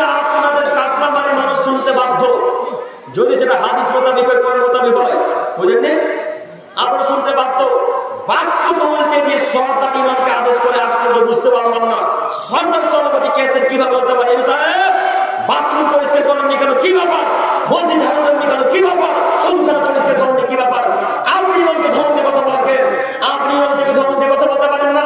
বাথরুম আপনি পরিষ্কার করবেন, মসজিদ আপনি ঝাড়ু দিবেন, মসজিদ পরিষ্কার আপনি করবেন, ইমাম সাহেব বাথরুম পরিষ্কার করবে না, মসজিদ ঝাড়ু দিবে না। যদি ঝাড়ু দেওয়ার ইচ্ছা হয় ইমাম সাহেব দিবে, যদি ইচ্ছা না হয় না করে আপনি ইমামকে ধমক দিয়ে কথা বলতে পারেন না। শুধু কি নিয়ে কি ইমাম সাহেবের প্রয়োজন আপনাদের নয়? যে শুধু নাকি কি ইমামের প্রয়োজন আপনাদের নয়? আপনাদের নাকি প্রয়োজন আছে? তো কই পায়খানা পরিষ্কার করলেন না দিয়ে জোর করে ধমক দিয়ে বলতে পারেন ইমামের পায়খানা অপরিষ্কার কেন, নোংরা হয়ে যাবে, পরিষ্কার করেন। ইমামের পায়খানা পরিষ্কার করার জন্য আসেনি। ইমাম সাহেব শুধু দায়িত্ব নিয়েছে সালাত আদায় করা হবে আর জমাতে যুদ্ধ হবে, এই ব্যতীত আর জিন্দেগিতে কিছু কাজ করবে না। ইচ্ছা হলে পায়খানা পরিষ্কার করবে, ইচ্ছা হলে মসজিদ ঝাড়ু দেবে, ইচ্ছা হলে বাথরুম পরিষ্কার করবে, ইচ্ছা হলে গেট লাগাবে, ইচ্ছা হলে গেট না লাগাবে। বুঝেন কথা? ইমাম সাহেব আপনার গোলাম নয়, তবে এমন ইমাম সাহেব আছে যারা গোলাম হয়ে থাকার চেষ্টা করে। সেই সমস্ত ইমামদের উদ্দেশ্যে বলছে, হে আমার প্রিয় তিনি ভাই, আপনি নিজের গতিতে থাকার চেষ্টা করেন, নিজের গতিতে থাকার চেষ্টা করবেন, যে কখনোই আপনি অন্য কোনো মানুষের উপর ভরসা করে চলবেন না, কোন মানুষের উপর ভরসা করবেন না। আল্লাহ নবী বলছেন, আব্দুল্লাহ ইবনে মাসউদ রাদিয়াল্লাহু তাআলা তিনি বলেন, রাসূল সাল্লাল্লাহু আলাইহি ওয়াসাল্লাম বলেছেন, যদি কোনো মানুষের উপর ভরসা করা বাদ দেয়, মানুষের উপর নির্ভর করা বাদ দেয়, তাহলে আল্লাহ তাআলা তার রিজিকে বরকত দিবেন। আল্লাহ রিজিকে বরকত দিবেন। তাহলে যারা ইমাম সাহেবরা সরদারকে ভয় করে যারা বক্তব্য রাখছে, এরা কি তাহলে সরদারকে রিজিকের মালিক ভেবেছে না আল্লাহকে? কথা বুঝতে পারেন না? সরদারকে না, এরা ভেবেছে সরকারি আমি রিজিকের দায়িত্বে, রিজিকের মালিক, অথচ রিজিকের মালিক কে? আল্লাহ। আপনাকে একটা বাস্তব কথা বলবো কি, এই দেখেন এদিকে আমাদের জঙ্গি প্রজেক্টের ঘটনা। এই জুমার খুতবাতে এইভাবে বক্তব্য দিচ্ছেন, তো যখনই সুদের কথা উঠে যে বক্তব্যের মাঝে, তখন এক সাইডে সুদখোর সভাপতি বসে আছে। তখন সুদখোর সভাপতি বলা যাবে বলছেন, তার মানে বলা যাবে না। ঠিকই ওই মানুষের বক্তব্য ঝড় তুলে দিল। যেমনই সুদখোর সভাপতি বলল, বলা যাবে না, আর একটা কথা যদি আগে দিকে যায়, আর আগে দিকে এগোলো না, তাহলে এই ইমাম সাহেব জাতির উপকার করবে না ক্ষতি করবে? ক্ষতি করবে। ওই সময়তে বলা উচিত ছিল, এমন কোন মায়ের বেটার ক্ষমতা আছে বলতে পারে সুদের ব্যাপারে আমাকে নিষেধ করতে? আল্লাহর নবী এই মঞ্চে বলছে আমি বলবো না, মানে আল্লাহর নবী খুতবা আমি বলবো না, মানে একেবারে বক্তব্যের গতি এমন গতি থেকে আমি রাজগুলির মতো একেবারে বুক ছেড়ে ওপার হয়ে যাবে। এইভাবে বক্তব্য চলে করে বলতে পারলেন না। আল্লাহ নবী বলেছেন, যারা সুদ খায় তারা মায়ের সাথে জেনা করার মতো পাপ করে। এই কথা বললেন না কেন? যদি খারাপ লাগতো সরকার সভাপতি কেসে, তার পরিবর্তন হতো, আর যদি খারাপ না লাগতো পরিবর্তন হতো না। সম্মানিত মুরব্বী সাহেব, সম্মানিত ইমাম সাহেব, আপনাদের উদ্দেশ্যে বলি, আপনি কখনো ভয় করে বক্তব্য রাখবেন না, আর দিন রাত আল্লাহকে বলবেন, আল্লাহ আমাদের দ্বারা জাতির কিছু উপকার করিয়ে নাও, আল্লাহ আমাদের দ্বারা জাতির কিছু উপকার করিয়ে নাও, আল্লাহ আমাদের দ্বারা জাতির কিছু উপকার করিয়ে নাও। এই বক্তব্য দিন রাত বলবেন ইনশাআল্লাহ। এই দোয়া দিন রাত করবেন, মনে থাকবে ইনশাআল্লাহ। এইভাবে দোয়া ভালো লাগবে। সম্মানিত ভাই, তো বলছিলাম, যদি কোনো মানুষ জ্ঞান চর্চা করে মানুষের মাঝে ঝগড়া লাগানোর উদ্দেশ্যে, আলেমদের মাঝে ঝগড়া লাগানোর উদ্দেশ্যে, তাহলে আল্লাহ তাকে জাহান্নামে দিবেন। তাই অনুরোধ করে বলতে চাইছি, যতটুকু জানেন আলেম আলেমকে অপমান করার উদ্দেশ্যে জানার চেষ্টা করবেন না। যদি পরিবর্তন হওয়ার উদ্দেশ্যে জানার চেষ্টা করেন, আলহামদুলিল্লাহ খুব ভালো। আর যদি অপমান করার উদ্দেশ্যে জানার চেষ্টা করেন, তাহলে থাকার জায়গা হয়ে জাহান্নাম। একথা মুহাম্মদ সাল্লাল্লাহু আলাইহি ওয়াসাল্লাম বলেছেন। সম্মানিত ভাই, এরপর হাদিস একটু আমার দিকে তাকান। আবু হুরায়রা রাদিয়াল্লাহু তাআলা থেকে বর্ণিত, তিনি বলেন, রাসূলুল্লাহ সাল্লাল্লাহু আলাইহি ওয়াসাল্লাম বলেছেন, সামি'তু রাসূলুল্লাহ সাল্লাল্লাহু আলাইহি ওয়াসাল্লাম, আমি আল্লাহর নবী সাল্লাল্লাহু আলাইহি ওয়াসাল্লামকে বলতে শুনেছি, ইয়াকুল, তিনি বলেছেন, কিয়ামতের মাঠে তিন শ্রেণীর মানুষকে প্রথমে নিয়ে আসা হবে। কিয়ামতের মাঠে তিন শ্রেণীর মানুষের হিসাব নিকাশ সর্বপ্রথম হবে। এক, জিহাদকারী মানুষকে নিয়ে আসা হবে যে শহীদ হয়ে মারা গেছে, যে শহীদ হয়ে জিহাদ করে মারা গেছে, শহীদ হয়ে গেছে, এরকম একটা লোককে কিয়ামতের মাঠে নিয়ে আসা হবে।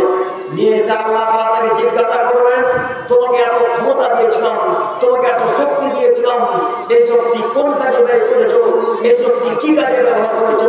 তখন ওই লোকটা একবার উত্তর করবে, আল্লাহ তুমি যে এই শক্তি আমাকে প্রদান করেছিলে, তুমি যে ক্ষমতা আমাকে দিয়েছিলে আল্লাহ, এই ক্ষমতা আমি তোমার রাস্তায় জিহাদ করে শেষ করে দিয়েছি, এই শক্তি আমি তোমার রাস্তায় জিহাদ করে নষ্ট করেছি আল্লাহ। আমি মানুষদেরকে হত্যা করেছি যারা তোমার বিরুদ্ধে কথা বলেছে, আমি জিহাদ করে মানুষ হত্যা করেছি আল্লাহ।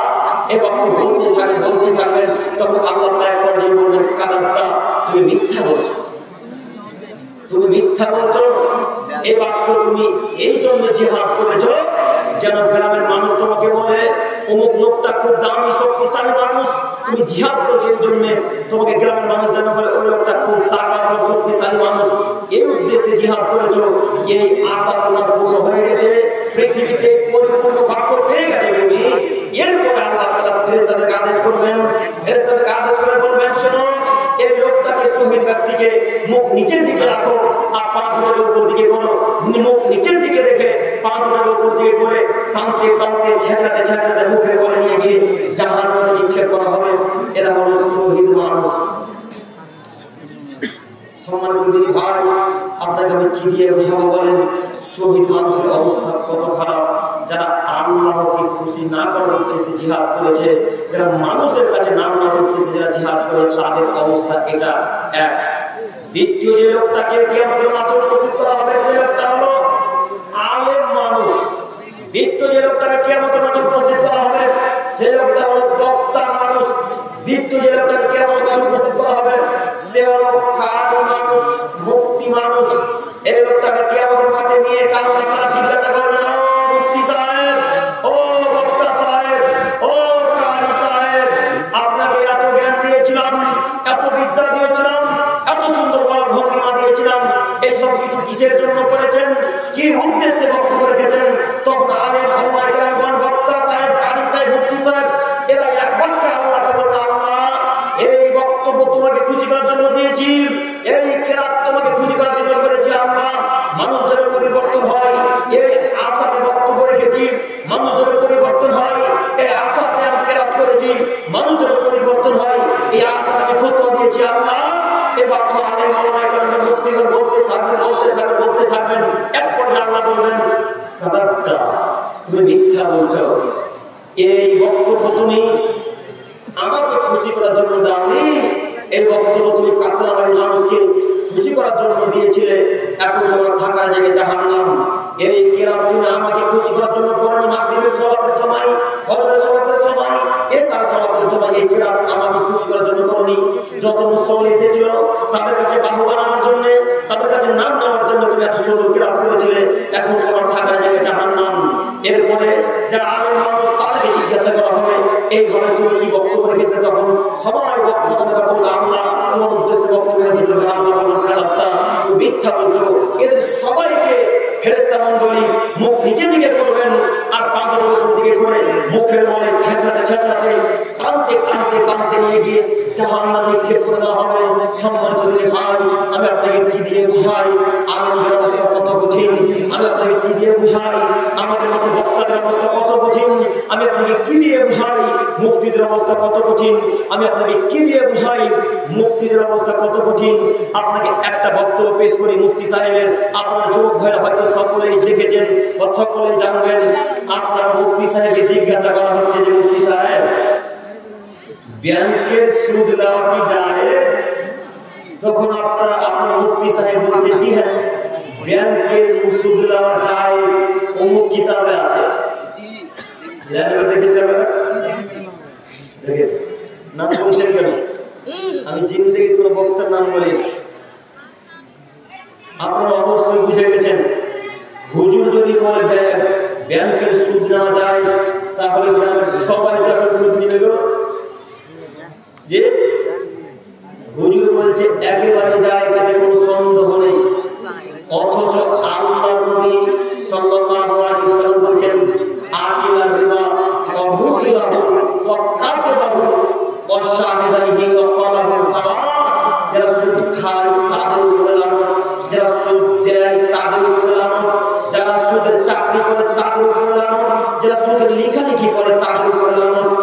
হুজুরের সাক্ষী থাকে তাদের উপরে লানত, এদের সবার উপরে সমান লানত, সমান পাপিয়েরা। তার হুজুরের ফতোয়াতে এখন গ্রহণ করা যাবে না? হুজুরের ফতোয়াতে এখন লাঠি মেরে ফেলে দিতে হবে? এই হুজুরের ফতোয়াতে এখন লাঠি মেরে দিতে হবে। হুজুর কিভাবে কি খেয়ে বক্তব্য রাখে, আমি যতদিন বক্তব্য শুনছিলাম আমি বলেছি গাঁজা খেয়ে বক্তব্য রেখেছিলাম। এমন কোনদিন আজ পর্যন্ত আলেম শুনেছেন যে সুদের টাকা যায়? আপনার হুজুর বলেছে যায়, তারাও গাঁজা খেয়ে বক্তব্য রাখেনি। সম্মানিত ভাই, আল্লাহ এত জোরালো বচন হাদিস মুসলিম মিসকাত হাদিস তিনি বলছেন, যারা সুদ খায়, যারা সুদ দেয়, যারা সুদের লেখালেখি করে, যারা সুদের সাক্ষী থাকে, সবার উপরে লানত, এরা সবাই সমান পাপী। তাহলে বলেন ব্যাংকে যে 1 টাকা 2 টাকা 5 টাকা 10 টাকা 20 টাকা 100 টাকা 2000 টাকা সুদ আসছে, এটা কিভাবে জায়েজ হয়ে যাবে? কিভাবে হারাম হতে পারে? জিনা একেবারে না যায়, একেবারে হারাম। এই নীতি হুজুরের চলবে না, এই কথা হুজুরের গ্রহণযোগ্য নয়। সম্মানিত ভাই, তাই আল্লাহ নবী সাল্লাল্লাহু আলাইহি সাল্লাম বলেছেন, এরকম আলেমদেরকে কিয়ামতের মাঠে উপস্থিত করা হবে। এরপরে আল্লাহ তাআলা তাকে জিজ্ঞাসা করবে, এইভাবে কেন বক্তব্য রেখেছিলে? তখন আল্লাহকে বলবে, আল্লাহ তোমাকে হুজুর বলতেছে বক্তব্য রেখেছি মানুষ। তখন আল্লাহ বলবে, কাযাবতা, তুমি মিথ্যা বলছো। তখন তাকে একেবারে মাটির থেকে পা মুখের দিকে নিয়ে মুখের নিচে দিকে রেখে পা গুলোর উপর দিকে করে টানতে টানতে ছেঁচাতে নিয়ে গিয়ে জাহান্নামে নিক্ষেপ করা হবে। সম্মানিত ভাই, আমি আপনাকে কি দিয়ে বুঝাই আলেমদের অবস্থা কত জটিল কঠিন। আরো একটু দেখাই আলেমদের অবস্থা, আরো একটু দেখাই আলেমদের অবস্থা। একটু আমার দিকে তাকান, একটু আমার দিকে তাকান। আবু উমামা বাহির রাদিয়াল্লাহু তাআলা তিনি বলেন, রাসূলুল্লাহ সাল্লাল্লাহু আলাইহি সাল্লাম বলেছেন, বক্তব্য বলেছেন, আবু উমামা বাহির রাদিয়াল্লাহু তাআলা তিনি বলেন, রাসূল সাল্লাল্লাহু আলাইহি সাল্লাম বলেছেন, ইউজাউ বিরাজুলিন ইলা ইয়াউমিল কিয়ামাহ, ইউজাউ বিরাজুলিন ইয়াউমিল কিয়ামাহ, কিয়ামতের মাঠে একটা মানুষকে উপস্থিত করা হবে। কিয়ামতের মাঠে একটা মানুষকে উপস্থিত করা হবে। উপস্থিত করার পর তাকে জাহান্নামে নিক্ষেপ করে দেওয়া হবে। একটু আমার দিকে তাকান, একবার সেই মুসলিম মিসকাত হাদিস বক্তব্য শোনার পর চোখ দিয়ে পানি ঝরবে ইনশাআল্লাহ, আমি আশাবাদী। একটু আমার দিকে তাকান, বক্তব্য মনোযোগ সহকারে শ্রবণ করেন। আলেমদের অবস্থা, যারা বক্তব্য রাখে তাদের অবস্থা। আল্লাহ নবী বলছেন, ইউজাউ বিরাজুলিন ইয়াউমাল কিয়ামাহ ফাতাদরাকাহু ফিন্নার, একটা মানুষকে কিয়ামতের মাঠে উপস্থিত করা হবে। কিয়ামতের মাঠে উপস্থিত করার পর ওই লোকটাকে জাহান্নামে ধাক্কা দিয়ে ফেলে দেওয়া হবে। লোকটাকে যখন জাহান্নামে নিক্ষেপ করে দেওয়া হবে, জাহান্নামের সাথে সাথে তার পেট ফেটে নারী ভুঁড়িগুলি বেরিয়ে যাবে। নারী ভুঁড়িগুলি বেরিয়ে যাওয়ার কারণে নারী ভুঁড়ির চতুর্দিকে ওই লোকটা নারী ভুঁড়ির চতুর্দিকে এইভাবে পাক দিতে থাকবে, ঘুরতে থাকবে। যেমন গাধা তার চাকির চতুর্পাশে ঘুরে। গাধাকে ঘুরতে দেখেছেন? গাধাকে হয়তো ঘুরতে নাও দেখতে পারেন। আপনারা চাষি মানুষ কি? সবাই চাষি মানুষ। ধান মারার পর কিছু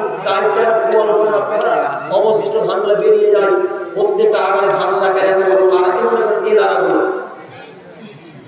লাড়াগুলো এক জায়গায় রেখে গরু ঘোরান না, মারেন না, কি বলেন তাকে? কি তাই ঘোরায়? আমাদের একে বলে মারবে। এইভাবে ঘোরাচ্ছে। এই গরুগুলা যেমন ধানের চতুর্দিকে ধানের উপর দিয়ে ঘুরতে আছেন। আল্লাহ নবী এদের উদাহরণ দিয়ে বলছেন, ওই লোকটাকে যখন জাহান্নামে নিক্ষেপ করে দেওয়া হবে তখন তার পেট ফেটে যাবে। পেট ফেটে যাওয়ার সাথে সাথে নারীগুলো চতুর্দিকে ঘুরতে থাকবেন। তখন জাহান্নামের যত মানুষ আছে সব জাহান্নামী লোকটার কাছে আসবেন। লোকটাকে এসে জিজ্ঞাসা করবেন, কি ব্যাপার আপনার এই অবস্থা কেন? কি ব্যাপার আপনার এই অবস্থা কেন? আপনাকে কেন আল্লাহ জাহান্নামে দিয়েছেন? আপনার কেন নারী ভুঁড়ি থেকে বেরিয়ে গেছে? আপনাকে কেন আল্লাহ কেন আল্লাহ জাহান্নামে দিয়েছেন? আপনি না মানুষকে ভালো কাজে আদেশ করতেন, মন্দ কাজে নিষেধ করতেন, আপনার কেন এই অবস্থা? তখন ওই লোকটা বলবেন, শোনো, আমার বড় দুঃখ, আমার বড় কষ্ট হয়। মানুষকে ভালো কাজে আদেশ করেছি, কিন্তু আমি নিজে ভালো কাজ করিনি। মানুষের খারাপ কাজের আদেশ দিয়ে খারাপ কাজ নিষেধ করেছি, কিন্তু আমি নিজে খারাপ কাজ করেছি। এই জন্য আল্লাহ আমাকে এইভাবে শাস্তি দিচ্ছেন। সম্মানিত তিনি ভাই, আপনাকে আমি কি দিয়ে বুঝাবো বলেন? যারা ভালো কাজের আদেশ করে কিন্তু নিজে পালন করে না, যারা খারাপ কাজ নিষেধ করে কিন্তু নিজেই সেই খারাপ কাজ করে, এইভাবে তাকে কিয়ামতের মাঠে জাহান্নামে শাস্তি দিতে থাকা হবে। সম্মানিত মুরব্বী সাহেব, আপনারা হাদিসের অর্থ, আল্লাহ রাসূলের হাদিসের অর্থ বুঝতে পারবেন কিনা আমি বুঝতে পারি না, তবে একটু মনোযোগ সহকারে শ্রবণ করেন। আপনারা মনে করিয়েন না যে শুধু আলেমকে এইভাবে শাস্তি দিতে থাকা হবে, শুধু আলেমদেরকে এইভাবে শাস্তি দিতে থাকা হবে। বাক্য ভুল। যারা এই বাক্য পালন করবে, যারা এইভাবে দায়িত্ব চালাবে, যারা বক্তব্য দিবে আর সেই অনুযায়ী যারা আমল করবে না, তাদের অবস্থা এমন হবে। শুধু আলেমদেরকে এর মধ্যে সামিল করবেন না, এর মধ্যে গ্রামের মানুষ আছে, এর মধ্যে সভাপতি আছে, এর মধ্যে ক্যাশিয়ার আছে, এর মধ্যে পাড়া প্রতিবেশী সবাই আছে। আব্দুল করিম ভাই পাড়া প্রতিবেশী কিভাবে ঢুকলো বুঝতে পারলাম না, পাড়া প্রতিবেশী কিভাবে ঢুকলো এবার আপনাকে দেখাচ্ছি। আপনার একটা ভাই বলছে যে আব্দুর রহমান প্যান্ট টাকলো নিচে পড়তে হয় না রে, তো আব্দুর রহমানের প্যান্ট একটু করে টাকলো নিচে দেখা যাচ্ছে। তাহলে বলেন এই লোকটাকে কি জাহান্নামে ফেলে দেওয়া হবে না? যে লোকটা বলছে যে ছেলে বিড়ি পান করতে হয় না, ওই লোকটা চায়ের দোকানে বাম হাতে বিড়ি, ডান হাতে কার চায়ের কাপ নিয়ে বিড়ি পান করছে, তাহলে এই লোকটাকে ঘুরে চতুর্দিকে ঘুরতে থাকবে না? শুধু আলেম ওলামা ইকরামের কথা যখন বলছেন তখন খুব মনে মনে হাসছিলেন যে তাদের শাস্তি এত কঠিন হবে, আমরা বেঁচে গেলাম। জি না, আপনারা বাঁচেননি। মনে করেন আপনার মধ্যে কোনো যুবক বলছে তা আপনার বন্ধু, তুই এভাবে গালি দিচ্ছিস কেন? বন্ধুকে গালি দিতে হয়, তখন আপনি একটু পর আর একটা বন্ধুকে গালি দিয়ে বসলেন, তাহলে অবস্থা দুজনের কি এখন না? হাদিস সহিহ মুসলিম মিসকাতে আমি আপনাকে বোঝাতে চাইছি সম্মানিত ভাই, এখান থেকে আপনাকে আরো একটি কথা বলতে চাইছি যে যতটুকু পালন করতে পারবেন ঠিক ততটুকুই বলবেন, যতটুকু পালন করতে পারবেন ঠিক ততটুকুই বলেন। নইলে পরকাল খুব ভয়াবহ, জটিল কঠিন, নইলে পরকাল খুব ভয়াবহ, জটিল কঠিন। সম্মানিত ভাই, আমাদের শায়েখ বক্তা সাহেব চলে এসেছেন। বক্তব্যের গতি আর না বাড়িয়ে আমি আপনাদেরকে শেষ পর্যায়ে এসে জরুরি একটি বাক্য বলতে চাইছি। হে আমার প্রিয় ভাইরা, আমরা যতটুকু আমল করতে পারবো জাতির সামনে বলবো, যতটুকু আমল করতে পারবো না জাতির সামনে বলবো না, যতটুকু আমল করতে পারবো জাতির সামনে বলবো ইনশাআল্লাহ। আমল যদি করতে না পারি জাতির সামনে বলবো না ইনশাআল্লাহ। মনে থাকবে ইনশাআল্লাহ। আমরা কি আমাদের ভাইদেরকে তুমি বাড়ি যাবে আলাদা? হ্যাঁ তুই যাবো। সকলে বলে আমি চলো উপরে যাও আমাদের মধ্যে ফের বক্ত ভিডিও চলতে পারে না, সেই দিনটাকে বুঝতে পারিনি আমরা যারা আল্লাহ তাআলা সকলকে শিক্ষা বাড়ি যাবে? বাড়ি যাও না। সকলে বলে আমি পরিস্থিতির পর পরিচয় করে দিলাম। আমরা এই হঠাৎ হারাকে খুলতে দাও, খুলতে দাও। সুন্দর কথা বলে শোনা তোমরা খুব লাগাই তুমি আমাদের সকল রাসূলের কথা বলে সালাম আলাইকুম সকলে বলে আমি